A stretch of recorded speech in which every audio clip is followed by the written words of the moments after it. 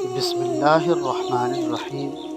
شروع اللہ کے نام سے جو بڑا مہربان رحم فرمانے والا ہے، جو دلوں کے بھید خوب جاننے والا ہے۔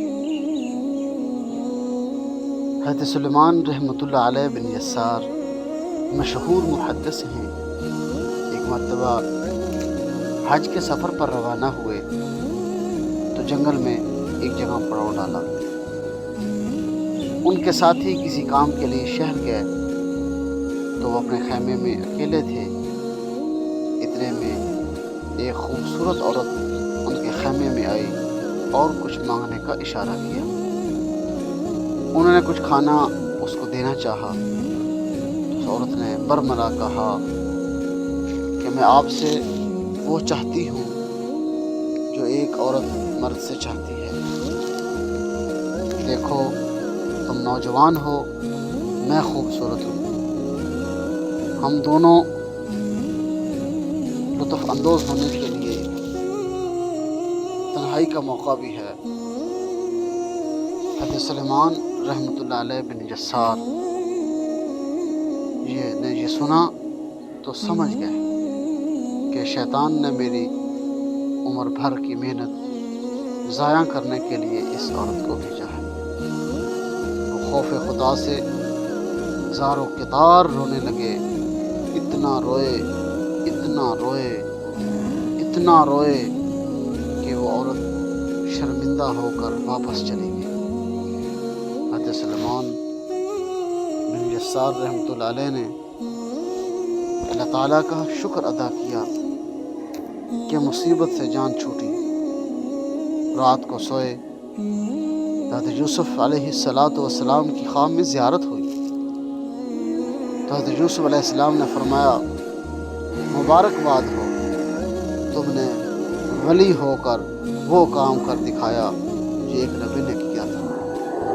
حضرت جنید بغدادی رحمۃ اللہ علیہ کے دور میں ایک امیر شخص تھا جس کی بیوی رشک قمر تھی۔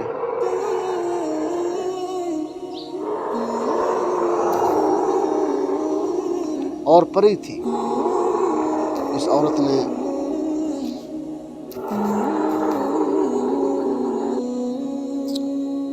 عورت کو اپنے حسن پر بڑا ناز تھا۔ ایک مرتبہ بناؤ سنگھار کرتے ہوئے اس نے ناز نخرے سے اپنے شوہر سے کہا کہ کوئی بھی شخص مجھے دیکھے گا میری طمع کیے بغیر نہیں رہے گا۔ خاوند نے کہا کہ مجھے امید ہے کہ ایک شخص ہے جس کو تیری کوئی پرواہ نہیں، اسے جنید بغدادی رحمۃ اللہ علیہ کہتی ہے۔ اس نے کہا، اگر اجازت ہو تو میں اس کو آزما لوں، میں دیکھتی ہوں کہ وہ کتنے پانی کے اندر ہے، یہ گھوڑا اور یہ گھوڑے کا میدان۔ خامد نے اس کو اجازت دے دی کہ جاؤ تم جنید بغدادی کو آزماؤ۔